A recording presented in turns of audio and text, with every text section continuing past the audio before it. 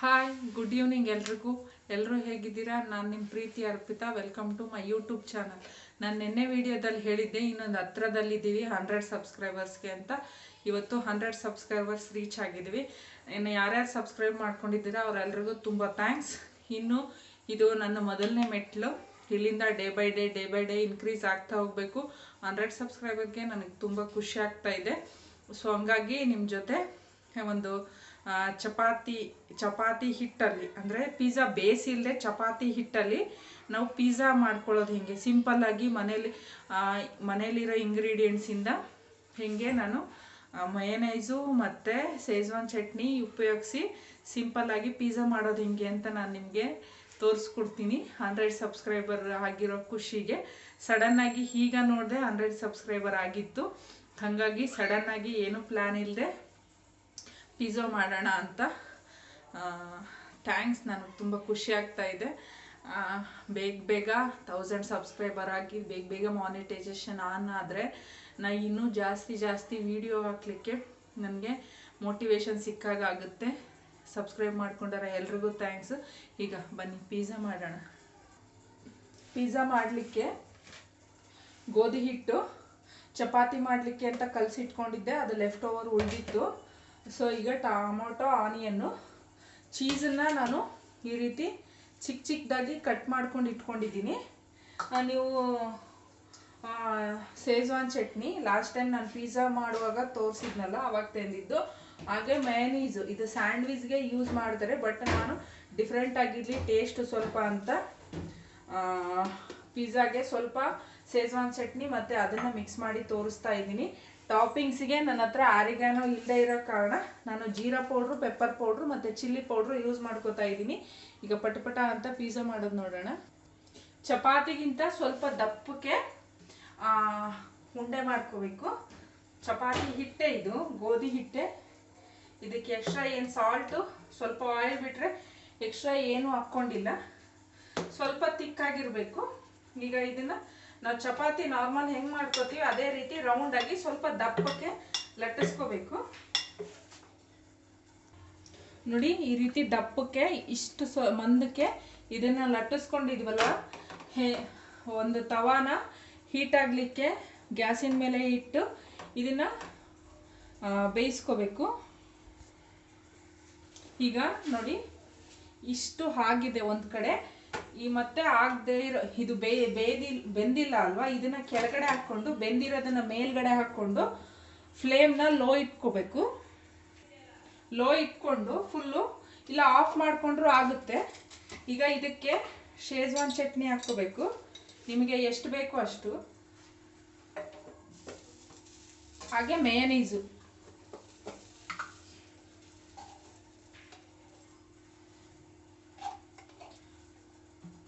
ಎರಡನ್ನೂ ಹಾಕಿ ಚೆನ್ನಾಗಿ, ನಿಮಗೆ ಕೆಚಪ್ ಬೇಕು ಅಂತ ಅಂದ್ರೂ ನೀವು ಕೆಚಪ್ ಹಾಕ್ಕೋಬೋದು. ಎರಡನ್ನೂ ಚೆನ್ನಾಗಿ ಸ್ಪ್ರೆಡ್ ಮಾಡ್ಕೊಳ್ಳಿ.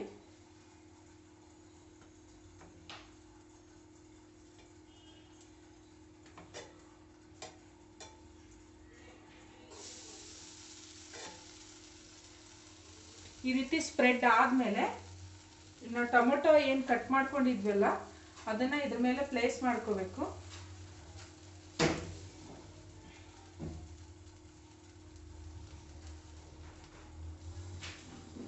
ಹಾಗೆ ಆನಿಯನ್ನು ಸಹ ಅಷ್ಟೇ.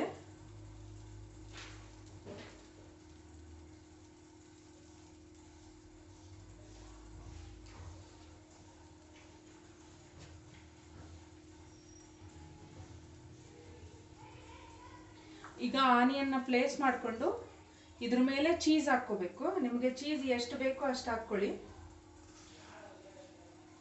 ಚೀಸ್ ಸ್ವಲ್ಪ ಜಾಸ್ತಿ ಹಾಕಿದ್ರೆ ಟೇಸ್ಟು ತುಂಬ ಚೆನ್ನಾಗಿ ಬರುತ್ತೆ. ಇದೇ ರೀತಿ ನೀವು ಬ್ರೆಡ್ಡಲ್ಲೂ ಸಹ ಮಾಡ್ಕೋಬೋದು. ಇನ್ನು ಸ್ವೀಟ್ ಕಾರ್ನು, ಕ್ಯಾಪ್ಸಿಕಮ್ಮು ನಿಮ್ಮ ಇಷ್ಟ, ಏನು ಬೇಕಾದರೂ ಹಾಕ್ಕೋಬೋದು. ಈಗ ಇದಕ್ಕೆ ಒಂದು ಸ್ವಲ್ಪ ಅಷ್ಟು ಚಿಲ್ಲಿ ಪೌಡ್ರು, ಯಾಕೆಂದರೆ ನಮ್ಮ ಹತ್ರ ಸೀಸನಿಂಗ್ ಏನೂ ಇಲ್ಲದೆ ಇರೋ ಕಾರಣ ಸ್ವಲ್ಪ ಚಿಲ್ಲಿ ಪೌಡ್ರು, ಒಂದು ಸ್ವಲ್ಪ ಜೀರಾ ಪೌಡ್ರು,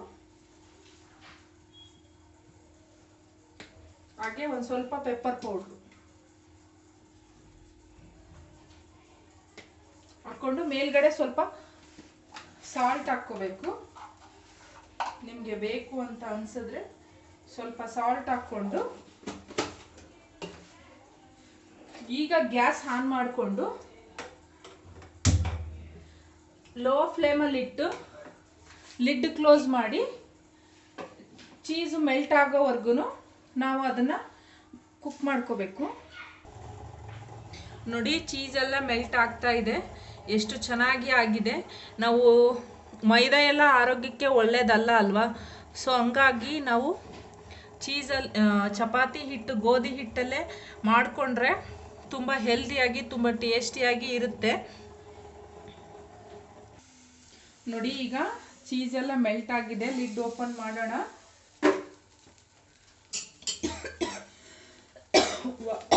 ವಾವ್, ಎಷ್ಟು ಸೂಪರ್ ಆಗಿ ಆಗಿದೆ. ನಿಮಗೆ ಹತ್ತಿರದಿಂದ ತೋರಿಸ್ತೀನಿ ನೋಡಿ.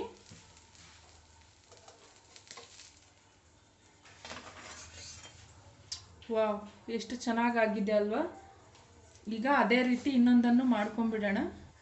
ಈಗ ಇದಕ್ಕೆ ಸ್ವಲ್ಪ ಟೊಮೊಟೊ ಕೆಚಪ್ ಹಾಕ್ಕೊಳ್ಳೋಣ.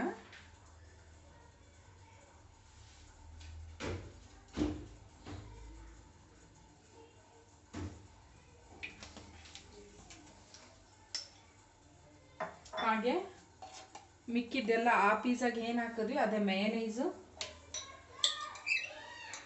ಶೇಜ್ವಾನ್ ಚಟ್ನಿ ಹಾಕಿ ಚೆನ್ನಾಗಿ ಅಪ್ಲೈ ಮಾಡ್ಕೋಬೇಕು.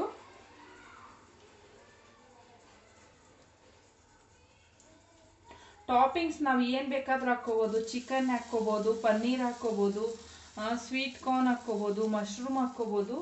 ಎನಿ ಒನ್ ನಮ್ಮ ವಿಶ್, ನಾವು ಏನು ತಿಂತೀವಿ ಅನ್ನೋದ್ರ ಮೇಲೆ ಡಿಪೆಂಡ್ ಆಗಿರುತ್ತೆ. ಈಗ ಇದಕ್ಕೆ ಟೊಮೊಟೊ,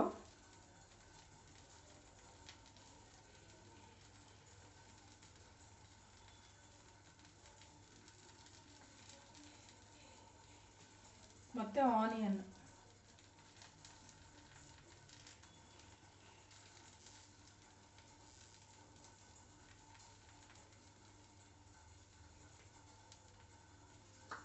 ಚೀಸು, ಮತ್ತು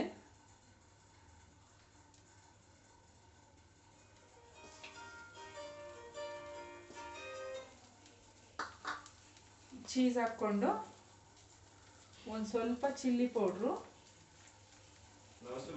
ಒಂದು ಸ್ವಲ್ಪ ಜೀರಿಗೆ ಪೌಡ್ರು, ಒಂದು ಸ್ವಲ್ಪ ಸಾಲ್ಟ್ ಇಷ್ಟು ಹಾಕ್ಕೊಂಡು ಲಿಡ್ ಕ್ಲೋಸ್ ಮಾಡಿ ಅದನ್ನು ಇದೇ ರೀತಿ ಬೇಕ್ ಮಾಡ್ಕೋಬೇಕು. ಈಗ ಇದನ್ನು ಕಟ್ ಮಾಡಿಕೊಂಡು ಇದ್ರ ಮೇಲೆ ಕೆಚಪ್ ಹಾಕ್ಕೊಂಡು ಸರ್ವ್ ಮಾಡ್ಕೋತಾ ಇದ್ದೀನಿ. ನೋಡೋಣ ಟೇಸ್ಟ್ ಹೆಂಗೆ ಬರುತ್ತೆ ಅಂತ, ಹೆಂಗಿದೆ ಅಂತ ಹೇಳ್ತಾರೆ ಅವರೇ ಟೇಸ್ಟ್ ಮಾಡಿ. ಇವತ್ತು 100 ಸಬ್ಸ್ಕ್ರೈಬರ್ ಆಗಿದ್ದಕ್ಕೆ ಅವ್ರಿಗೆ ಟ್ರೀಟ್ ಇದು. ಇದು ಕೆಚಪ್ ಖಾಲಿ ಆಯಿತು. ಸೊ ಇದು ಕೆಚಪ್ಪು ತಗೊಂಡಿದ್ದೀನಿ.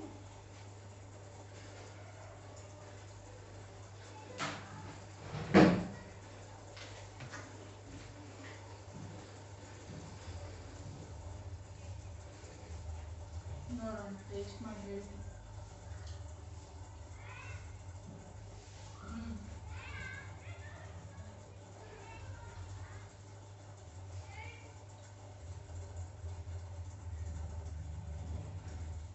ಚೆನ್ನಾಗಾಗುತ್ತೆ.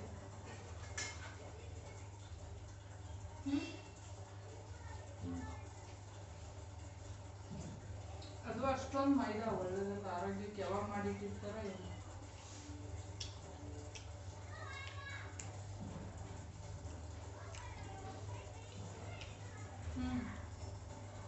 ಅದೇ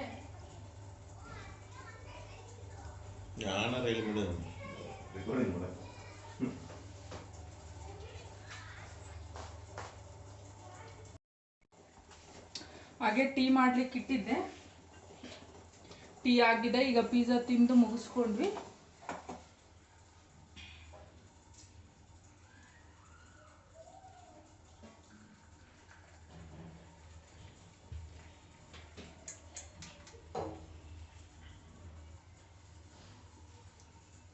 ಸ್ವಲ್ಪ ಬ್ಲ್ಯಾಕ್ ಆಗಿದೆ, ನಿಂಗೆ ಓಕೆನಾ? ಭಾಳ ಹಾಲು ಹಾಕ್ಲಿಲ್ಲ.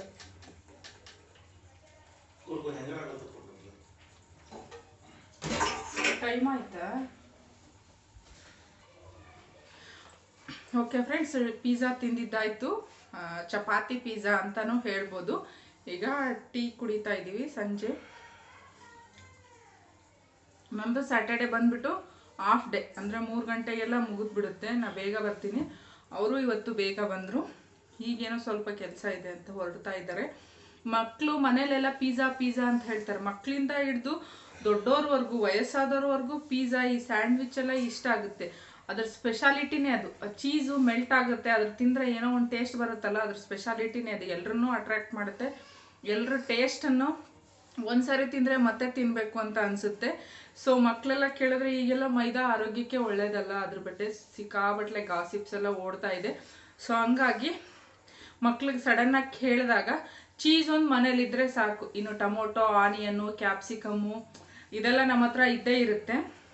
ಸೊ ಹಂಗಾಗಿ ಈ ರೀತಿ ಶೇಜ್ವಾನ್ ಚಟ್ನಿ ಇದ್ದರೆ ಆಯಿತು. ಶೇಜ್ವಾನ್ ಚಟ್ನಿ ಇಲ್ಲ ಅಂದರೆ ಟೊಮೊಟೊ ಕೆಚಪ್ಪು ಮತ್ತು ಸ್ವಲ್ಪ ರೆಡ್ ಚಿಲ್ಲಿ ಸಾಸ್ ಇರುತ್ತಲ್ಲ ಅದನ್ನು, ಮತ್ತು ಮಯನೀಸ್ ಇದ್ದರೆ ಆಯಿತು. ಮಯನೀಸ್ ಇಲ್ಲ ಅಂದರೆ tomato ketchup, red chilli sauce, ಅದಕ್ಕೆ ಒಂಚೂರು ಶುಗರು, ಒಂಚೂರು ಸಾಲ್ಟು ಹಾಕಿ ಮಿಕ್ಸ್ ಮಾಡಿ ಅದ್ರ ಮೇಲೆ ಸ್ಪ್ರೆಡ್ ಮಾಡಿ ಟೊಮೊಟೊ, ಆನಿಯನ್ನು, ಕ್ಯಾಪ್ಸಿಕಮ್ಮು ಏನಿರುತ್ತೆ ಅದನ್ನು ಪಿಜ್ಜಾ ಮೇಲೆ ಹಿಟ್ಟು, ಅದ್ರ ಮೇಲೆ ಸೀಸನಿಂಗ್ ಆಗಿ ಸ್ವಲ್ಪ jeera powder, roasted jeera powder ಮತ್ತು ಸ್ವಲ್ಪ ಪೆಪ್ಪರ್ ಪೌಡ್ರು, ಸ್ವಲ್ಪ ಸಾಲ್ಟು, ಚೀಸ್ ಹಾಕಿ 1-2 ನಿಮಿಷದಲ್ಲಿ 3 ನಿಮಿಷದಲ್ಲಿ ಆಗೋಗ್ಬಿಡುತ್ತೆ. ಓಕೆನಾ? ನೀವು ಈಸಿಯಾಗಿ ಮನೇಲಿ ಮಕ್ಕಳು ಕೇಳಿದಾಗ ಸಡನ್ನಾಗಿ ನಮಗೆ ಆಗಲಿ ಪಿಜ್ಜಾ ತಿನ್ನಬೇಕು ಅಂತ ಅನ್ನಿಸ್ದಾಗ ಈ ರೀತಿ ಸಿಂಪಲ್ಲಾಗಿ ಮಾಡ್ಕೊಳ್ಳಿ. ನನಗೆ ಸಡನ್ನಾಗಿ ಅದೇ ಥಾಟೇ ಬಂದಿದ್ದು. ಕೆಲವೊಂದು ಸರಿ ದೋಸೆಯಲ್ಲೂ ಮಾಡ್ತೀನಿ ನಾನು ಇದೇ ರೀತಿ. ಇಲ್ಲಿ ಒಂದು ಹತ್ರ ದೋಸೆ ಕಾರ್ನರ್ ಅಂತ ಇದೆ, ಅಲ್ಲಿ ಪಿಜ್ಜಾ ದೋಸೆ ತುಂಬ ಫೇಮಸ್ಸು. 200 ರೂಪಾಯಿ ಒಂದು ಪಿಜ್ಜಾ ದೋಸೆ, 200-180 ಇರಬೇಕು. ಅದೇ ನಾವು ನಾರ್ಮಲಾಗಿ ಮನೇಲಿ ಮಾಡೋ ದೋಸೆ ಹಿಟ್ಟಿಗೆ ಚೀಸ್ ಹಾಕಿ Schezwan chutney, tomato ketchup, red chilli sauce, ಸ್ವಲ್ಪ ಆರಿಗ್ಯಾನೋ, ಚಿಲ್ಲಿ ಫ್ಲೇಕ್ಸ್ ಹಾಕ್ತಾರೆ. ನಾವು ಚಿಲ್ಲಿ ಪೌಡ್ರ್ ಹಾಕೋ ಜಾಗದಲ್ಲಿ ಚಿಲ್ಲಿ ಫ್ಲೇಕ್ಸು ಅಂದರೆ ಒಣಮೆಣಸಿನ್ಕಾಯಿನ ಮಿಕ್ಸಿ ಜಾರ್ಗೆ ಹಾಕಿ ಕ್ರಷ್ ಆಗೋ ರೀತಿ ನಾವು ಮಿಕ್ಸಿ ಮಾಡಿಕೊಂಡ್ರೆ ಸ್ವಲ್ಪ ಬರ್ಕಾಗಿ ಅದೇ ಚಿಲ್ಲಿ ಫ್ಲೇಕ್ಸ್ ಆಗೋಗುತ್ತೆ. ಇನ್ನು ಆರೋಗ್ಯನೋ ಕೆಲವೊಬ್ರು ಮನೇಲಿ ಇರುತ್ತೆ, ಕೆಲವೊಬ್ರು ಮನೇಲಿ ಇರೋದಿಲ್ಲ. ಸೊ ಹಂಗಾಗಿ ಸ್ವಲ್ಪ ಫ್ಲೇವರ್ಗೋಸ್ಕರ ಜೀರಾ ಪೌಡ್ರ್ ಹಾಕ್ಕೊಂಡ್ರೆ ಆಗೋಯ್ತು. ಅಷ್ಟೊಂದು 200 ರೂಪಾಯಿ ಕೊಟ್ಟು ಅಲ್ಲಿ ತಿಂದು ಬರೋದಕ್ಕಿಂತ ಮನೇಲೇ ದೋಸೆ ಹಿಟ್ಟಿರುತ್ತೆ. ಇನ್ನು ಚೀಸ್ ಕೆಲವೊಬ್ರು ಮನೇಲಿ ರೆಗ್ಯುಲರಾಗಿ ಯೂಸ್ ಮಾಡ್ತಾ ಇರ್ತಾರೆ. ಚೀಸು ಆರೋಗ್ಯಕ್ಕೂ ಒಳ್ಳೆಯದು. ಡಯಟ್ ಮಾಡೋರು ಸಹ ಡೈಲಿ 100 ಗ್ರಾಮ್ ಚೀಸ್ ತಿನ್ಬೋದು. Paneer 100 gram, cheese 100 gram. ಯಾಕಂದರೆ ಮಿಲ್ಕ್ ಪ್ರಾಡಕ್ಟ್ ಅಲ್ವಾ, ಅದರಲ್ಲಿ ರಿಚ್ ಪ್ರೋಟೀನ್ಸ್ ಇರುತ್ತೆ. ಆರಾಮಾಗಿ ತಿನ್ಬೋದು. ಮಕ್ಕಳು ಎಲ್ಲರೂ ತಿನ್ಬೋದು. ಕೆಲವ್ರು ಬರೀ ಚೀಸೇ ತಿಂತಾರೆ. ಬ್ರೆಡ್ ಜೊತೆ ಚೀಸ್ ಇಟ್ಕೊಂಡು ಟೋಸ್ಟ್ ಮಾಡ್ಕೊಂಡು ತಿಂತಾರೆ, ಚೆನ್ನಾಗಿರುತ್ತೆ. ಮಾಡಿಕೊಂಡ್ರೆ ಪಿಜ್ಜಾ ದೋಸೆ ಆಗೋಯ್ತು, ಪಿಜ್ಜಾ ಚಪಾತಿ ಆಗೋಯ್ತು. ಇನ್ನು ಏನೂ ಇಲ್ಲದೆ ಇರೋದ್ರಲ್ಲಿ ಬ್ರೆಡ್ಗೆ ಶೇಜ್ವಾನ್ ಚಟ್ನಿ ಇಲ್ಲ mayonnaise, cheese, tomato, onion, sweet corn ಹಾಕಿ 2 ಕಡೆ ರೋಸ್ಟ್ ಮಾಡ್ಕೊಂಡು ತಿಂದರೆ ಸ್ಯಾಂಡ್ವಿಚ್ ಆಗುತ್ತೆ. ಪಿಜ್ಜಾ ಸ್ಯಾಂಡ್ವಿಚ್ ಆದರೂ ಆಗುತ್ತೆ, ಬರೀ ಸ್ಯಾಂಡ್ವಿಚ್ ಆದರೂ ಆಗುತ್ತೆ. ಹೆಂಗೆ ಮಾಡಿಕೊಂಡು ತಿನ್ಬೋದು. ನಿಮಗೆ ಹೆಂಗೆ ಇಷ್ಟನೋ ಹಂಗೆ ಮಾಡ್ಕೊಂಡು ತಿನ್ನಿ. ಓಕೆ ಫ್ರೆಂಡ್ಸ್, ಟೀ ಕುಡಿದು ಮತ್ತೆ ಸಿಗ್ತೀನಿ. ಬನ್ನಿ ಹಾಗೆ ಮೇಲ್ಗಡೆ ಹೋಗಿ ಬರೋಣ. ಗಿಡಗಳನ್ನ ನೋಡಿ ಹೆಚ್ಚು ಕಮ್ಮಿ 3-4 ದಿನ ಆಯಿತು.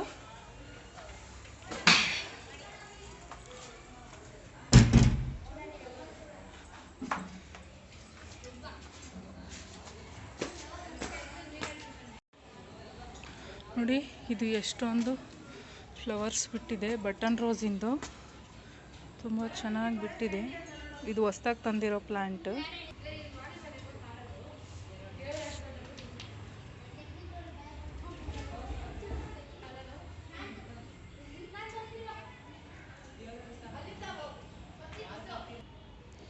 ಇವು ಮತ್ತೆ ಹೊಸ ಗಿಡಗಳನ್ನ ತೊಗೊಂಬಂದಿದ್ದೀನಿ. ಇದು ಅಲ್ಲಿ ಕೆಳಗಡೆ ಪಿಂಕ್ ತೋರಿಸಿದ್ನಲ್ಲ ಆಗಲೇ ಅದೊಂದು, ಇದೊಂದು ಯೆಲ್ಲೋಯಿಶ್ ಆರೆಂಜ್ ರೋಸು, ಮತ್ತು ಇವೆರಡು ಇಬಸ್ಕಸ್ಸು ತೊಗೊಂಬಂದಿದ್ದೀನಿ. ಹಾಗೆ ಮತ್ತು ಇದು 2 ಪಾಟು ತೊಗೊಂಬಂದೆ ಸೊಪ್ಪು ಹಾಕ್ಲಿಕ್ಕೆ ಅಂತ.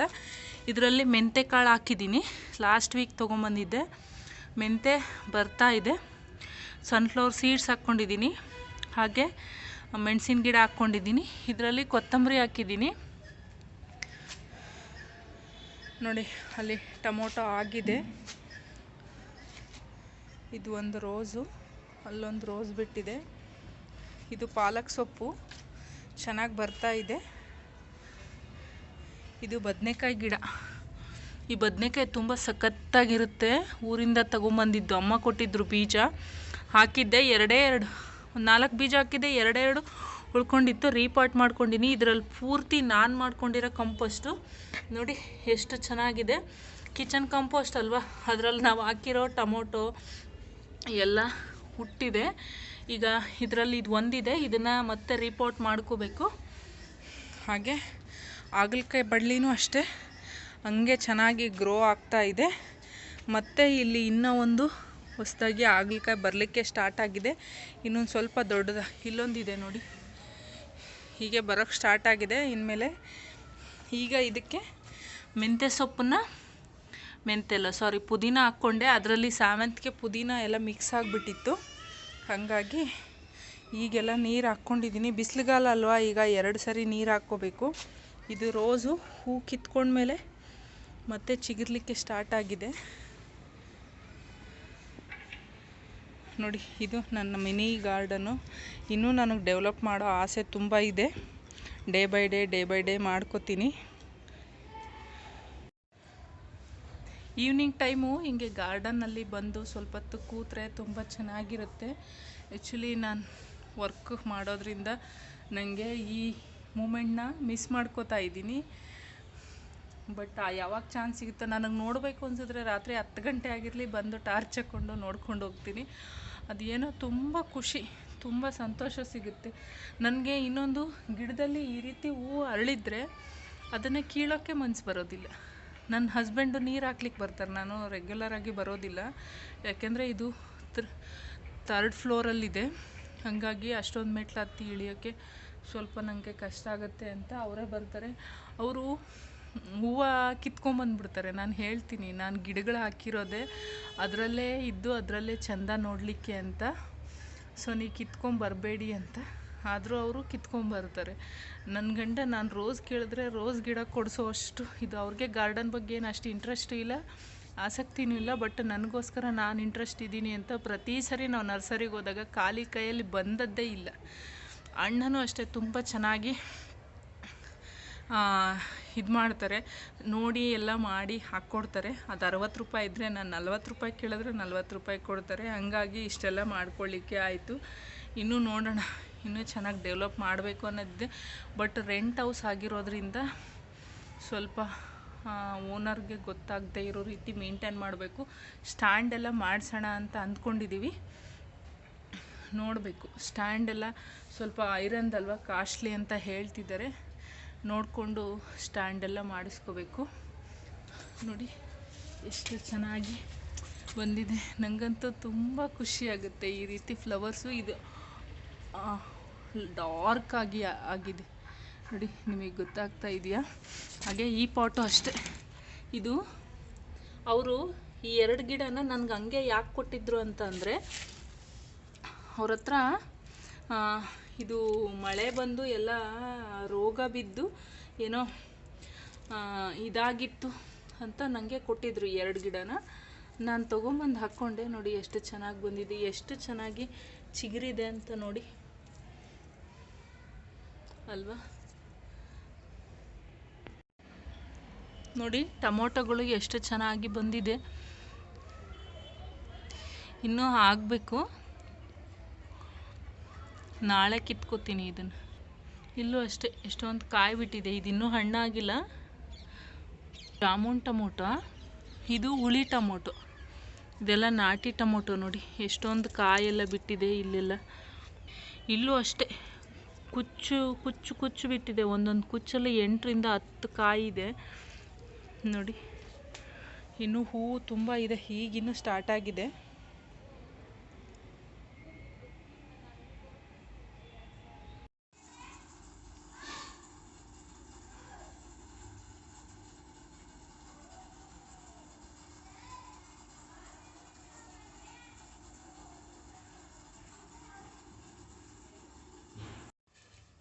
ನೋಡಿ 100 ಸಬ್ಸ್ಕ್ರೈಬರ್ಸು ರೀಚ್ ಆಗಿದ್ದಕ್ಕೆ ಏನಾದರೂ ಸ್ವೀಟ್ ಮಾಡೋಣ ನಿಮ್ಮ ಜೊತೆ ಶೇರ್ ಮಾಡ್ಕೊಳ್ಳೋಣ ಅಂತ. ಕ್ಯಾರೆಟು ಈಗ ಸಿಗುತ್ತೆ, ಈಗ ಸೀಸನ್ ಇರೋದ್ರಿಂದ.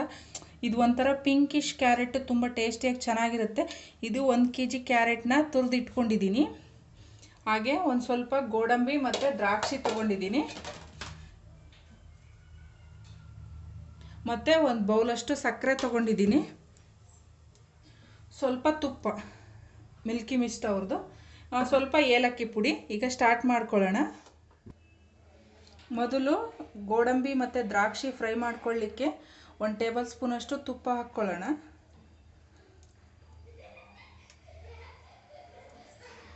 ತುಪ್ಪ ಚೆನ್ನಾಗಿ ಕರಗಿದ ಮೇಲೆ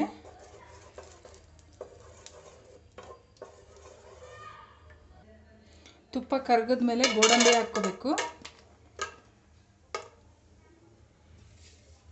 ಗೋಡಂಬಿನ ಗೋಲ್ಡನ್ ಕಲರು ಟರ್ನ್ ಆಗೋವರೆಗೂ ಫ್ರೈ ಮಾಡ್ಕೋಬೇಕು.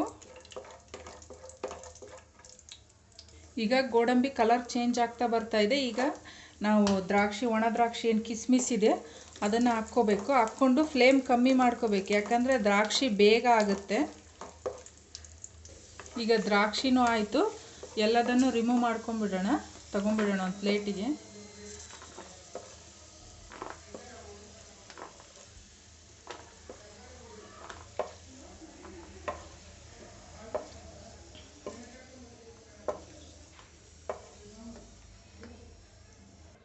ಈಗ ಅದೇ ತುಪ್ಪಕ್ಕೆ ನಾವು ಕ್ಯಾರೆಟ್ ಏನು ತುರಿದಿಟ್ಕೊಂಡಿದ್ವಲ್ಲ ಅದನ್ನು ಹಾಕ್ಕೊಂಡು ಚೆನ್ನಾಗಿ ಇದರಲ್ಲಿರೋ ನೀರಿನ ಅಂಶ ಕಮ್ಮಿ ಆಗೋವರೆಗೂ ನಾವು ತುಪ್ಪದಲ್ಲಿ ಫ್ರೈ ಮಾಡ್ಕೋಬೇಕಾಗತ್ತೆ. ಒಂದು 5 ನಿಮಿಷ ಫ್ರೈ ಆದಮೇಲೆ ಇನ್ನೊಂದು ಸ್ಪೂನಷ್ಟು ತುಪ್ಪ ಹಾಕ್ಕೋಬೇಕು.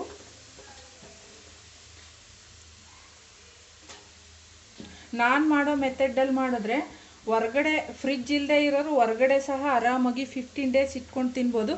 ಫ್ರಿಡ್ಜಲ್ಲಿ ಇಟ್ಟರೆ ಇನ್ನು 2 ಮಂತ್ಸ್ ಬೇಕಾದರೂ ಇಟ್ಕೊಂಡು ತಿನ್ಬೋದು. ಈಗ ತುಪ್ಪದಲ್ಲಿ ಚೆನ್ನಾಗಿ ಫ್ರೈ ಮಾಡ್ಕೋಬೇಕು.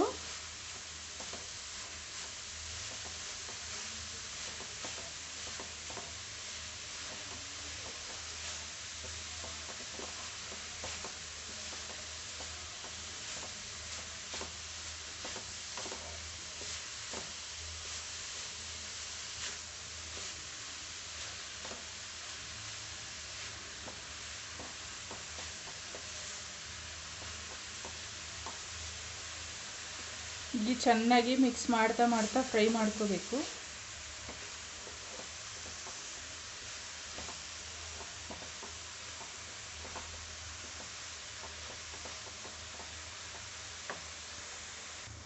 ನೋಡಿ, ಈಗ ತುಪ್ಪದಲ್ಲಿ ಫ್ರೈ ಮಾಡ್ಕೊಂಡ್ಮೇಲೆ ಇದು ಒಂದು 30% ಫ್ರೈ ಆಗಿದೆ. ಈಗ ಮತ್ತೆ ಇದಕ್ಕೆ ಇನ್ನೊಂದು ಸ್ಪೂನಷ್ಟು ತುಪ್ಪ ಹಾಕ್ಕೋತಾ ಇದ್ದೀನಿ.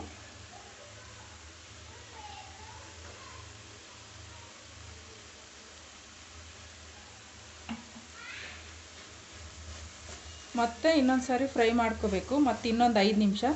ಇದು ಟೋಟಲಾಗಿ ತುಂಬ ಸಾಫ್ಟ್ ಆಗೋವರೆಗೂ ತುಪ್ಪದಲ್ಲೇ ಇದನ್ನು ಫ್ರೈ ಮಾಡ್ಕೋಬೇಕು.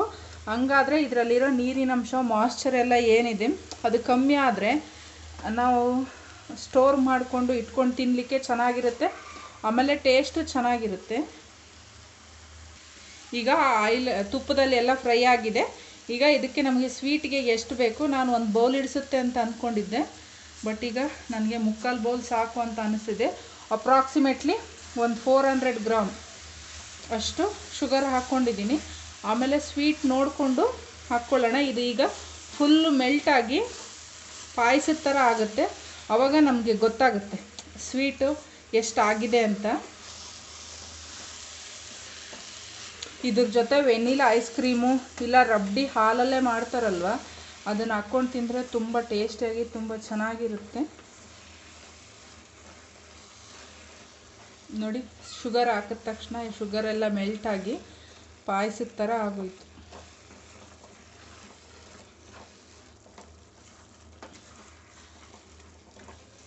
ಇದು ಶುಗರಲ್ಲಿ ಚೆನ್ನಾಗಿ ಒಂದು 10 ನಿಮಿಷ ಕುಕ್ ಆಗಬೇಕು. ಈಗ ಶುಗರೆಲ್ಲ ಮೆಲ್ಟ್ ಆಗಿದೆ. ಈಗ ಒಂದು ಅರ್ಧ ಲೀಟ್ರಷ್ಟು ಹಾಲು ಹಾಕ್ಕೋಬೇಕು. ನಿಮಗೆ ಎಷ್ಟು ಬೇಕು ನೋಡಿ.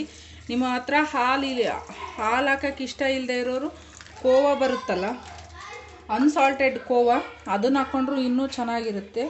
ನೋಡಿ ಈ ಕ್ಯಾರೆಟಿಂದು ಕಲರ್ ಎಷ್ಟು ಚೆನ್ನಾಗಿ ಬಂದಿದೆ. ಈಗ ಹಾಲೆಲ್ಲ ಪೂರ್ತಿ ಇದರಲ್ಲೇ ಕುದ್ದು ಕುದ್ದು ಕುದ್ದು ಬೆಂದು ಬೆಂದು ಬೆಂದು ಹಿಂಗಬೇಕು, ಅಲ್ಲಿವರೆಗೂ ಇದನ್ನು ಬೇಯಿಸ್ಕೋಬೇಕು. ಇಲ್ಲಿ ನಾವು ಹೆಂಗೆ ಬೇಯಿಸ್ಕೋತೀವಿ ಅನ್ನೋದ್ರ ಮೇಲೆ ನಮ್ಮ ಕ್ಯಾರೆಟ್ ಹಲ್ವ ಟೇಸ್ಟ್ ಡಿಪೆಂಡ್ ಆಗಿರುತ್ತೆ. ಕೆಲವರು ಇದಕ್ಕೆ ಚಿರೋಟಿ ರವೆ ಬರುತ್ತಲ್ವ ಅದನ್ನು ಹಾಕ್ತಾರೆ. ನಾನು ಹಾಕ್ತೀನಿ ಚಿರೋಟಿ ರವೆ ಒಂದೊಂದು ಸರಿ, ತುಂಬ ಚೆನ್ನಾಗಿರುತ್ತೆ. ನೀವು ಒಂದು ಸರಿ ಚಿರೋಟಿ ರವೆ ಹಾಕಿ ಟ್ರೈ ಮಾಡಿ ನೋಡಿ, ತುಂಬ ಟೇಸ್ಟಿಯಾಗಿ ತುಂಬ ಚೆನ್ನಾಗಿರುತ್ತೆ. ಈಗ ಎಲ್ಲ ನೀಟಾಗಿ ಕುಕ್ ಆಗಿದೆ ನೋಡಿ, ಹಾಲೆಲ್ಲ ಗಟ್ಟಿಯಾಗಿ ಈ ಕೋವಾ ರೀತಿ ಆಗಿದೆ. ಸೊ ಇದು ಈಗ ಪರ್ಫೆಕ್ಟ್ ಕನ್ಸಿಸ್ಟೆನ್ಸಿ. ಈಗ ಇದಕ್ಕೆ ಇನ್ನೊಂದು ಸ್ಪೂನಷ್ಟು ತುಪ್ಪ ಹಾಕ್ಕೋಬೇಕು. ತುಪ್ಪ ಹಾಕ್ಕೊಂಡು ನಾವು ಈ ತುಪ್ಪದಲ್ಲಿ ಏನು ಫ್ರೈ ಮಾಡಿ ಇಟ್ಕೊಂಡಿದ್ವಲ್ಲ ಗೋಡಂಬಿ ಮತ್ತು ದ್ರಾಕ್ಷಿ, ಇದನ್ನು ಹಾಕ್ಕೋಬೇಕು.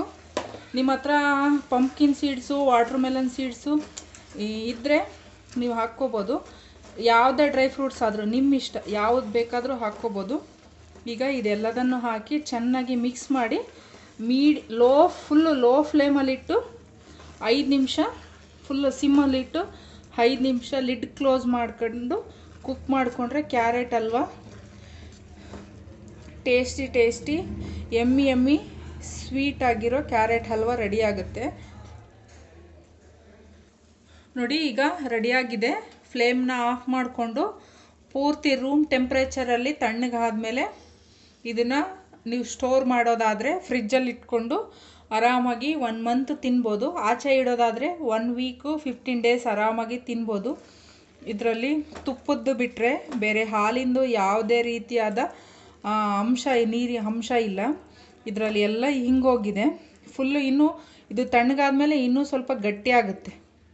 ಸೊ ಹಂಗಾಗಿ ನಾನು ಈ ಕನ್ಸಿಸ್ಟೆನ್ಸಿಗೆ ಆಫ್ ಮಾಡ್ಕೊಂಡಿದ್ದೀನಿ. ಓಕೆ, ಎಲ್ಲರೂ ಯಾರೆಲ್ಲ ಸಬ್ಸ್ಕ್ರೈಬ್ ಮಾಡ್ಕೊಂಡಿದ್ದೀರಾ ಅವ್ರಿಗೆಲ್ಲ once again thank you for subscribing. ಆಮೇಲೆ ಸಬ್ಸ್ಕ್ರೈಬ್ ಮಾಡ್ಕೊಂಡಿರೋ ಎಲ್ಲರೂ ದಯವಿಟ್ಟು ವಿಡಿಯೋ ನೋಡಿ, ಕಮೆಂಟ್ ಮಾಡಿ, ಲೈಕ್ ಮಾಡಿ, ಶೇರ್ ಮಾಡಿ.